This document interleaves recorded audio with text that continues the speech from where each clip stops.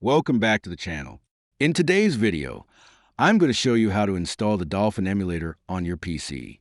If you want to play Nintendo GameCube and Wii games on your computer, just follow these simple steps. First, open Google Chrome on your PC.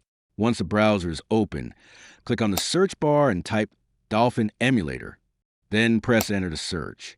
From the search results, click on the first official Dolphin Emulator website. Once the website opens, scroll down until you find the download section. Click on the download button, and you'll see multiple versions available for different operating systems, including Windows, Mac OS, and Android. Simply choose the version that matches your device. Since we're installing it on a Windows PC, click on the Windows version to begin the download. Wait for the download to complete. After that, all to extract the files to a folder of your choice. Once the extraction is finished, open the extracted folder. You'll find the Dolphin Emulator application inside. Double-click the executable file to launch the emulator. And that's it. If you found this tutorial helpful, don't forget to like this video, subscribe to the channel, and turn on the notification bell for more useful PC tutorials.